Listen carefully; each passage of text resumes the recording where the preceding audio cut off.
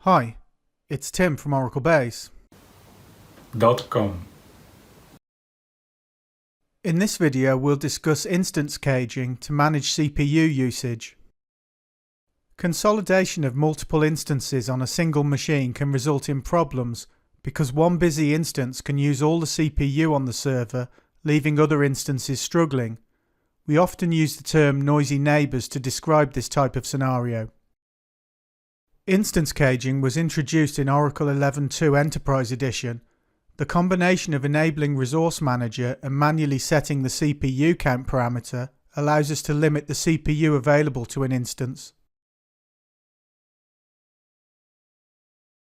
We connect to a privileged user. We're using the multi-tenant architecture, so we have to connect to the root container. We check the current CPU count parameter value. It defaults to the number of server cores or threads available, depending on the underlying architecture.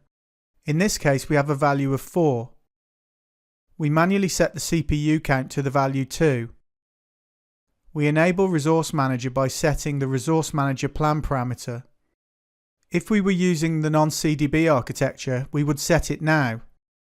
As we're using the multi-tenant architecture, we have to do something a little different. We could define a container database resource plan, but for a lone PDB setup like this, that seems like a waste. Instead, we can switch to the pluggable database and set the Resource Manager plan parameter inside the PDB using the default plan. If there's an active plan in any open PDB, Resource Manager is enabled, so instance caging will be enabled. If we set the CPU count for all instances running on the machine, we would prevent one instance being able to use all the CPU resources on its own. So that's easy enough, but what do we set the CPU count to? The answer to that is not that simple. There are two basic approaches. We can partition the CPU resources to guarantee each instance has its share, but this will result in idle CPUs if some databases are quieter, whilst busier instances will have their performance throttled. Alternatively, we can over-provision the CPU resources, which means spare CPU resource may still be used, but we still run the risk of putting too much load on the server. Let's take a look at some scenarios. We're assuming we have 8 cores or threads available for database processing on the server. In the first case, we have 4 instances and give each a CPU count of 2. The maximum load will be the CPU count of 8 for the whole server. Alternatively, we over-provision, giving each instance a CPU count of 4. No single instance can use all the CPU on the server, but if some of the instances are quiet, the extra resources can still be used by the busy instances.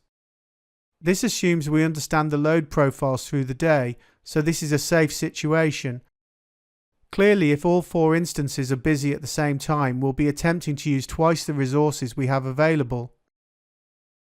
Each instance doesn't have to have the same CPU count setting. In the second example, we split the CPU resources between 3 instances, with one instance having more resources than the others.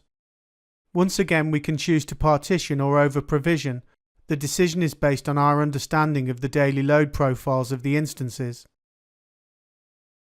The multi-tenant architecture allows us to use the CPU count parameter to limit the amount of CPU used by each PDB, but that's a subject of another video.